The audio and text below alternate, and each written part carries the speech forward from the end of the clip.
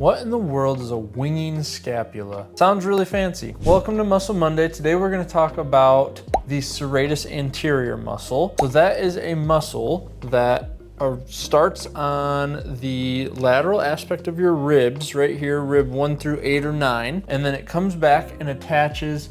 It actually runs kind of through your armpit, under the pec and under your subscap. It actually attaches on the medial border and the angles of your scapula or your shoulder blade. This muscle function is to do protraction, which is where that shoulder blade comes around to the front. So a lot of times this muscle is referred to as the boxing muscle because when you're going to punch, you get into that protraction, and so you'll see this really well defined on a lot of boxers. Clinically, when I see issues with this, there's a couple different things. Winging scapula is by far the most common thing that will present if there's a weakness to the serratus anterior or an issue with the serratus anterior. So a winging scapula is when you see that medial border, so your scapula should, we'll pretend these are your shoulder blade, they should sit right flat on your thoracic cage, but when you see the inside, the side towards your spine starting to come out, you can even like slide your fingers under the inside of your shoulder blade, that's a winging scapula. So the question that we then have to ask is it just a muscle weakness? Is there some pain that's limiting its function? Or is there a nerve issue? So that is by far the most clinically relevant thing about the serratus anterior. We'll see you on Thursday. We'll talk about a couple of exercises we can do to try to strengthen this up and take care of that winging scapula.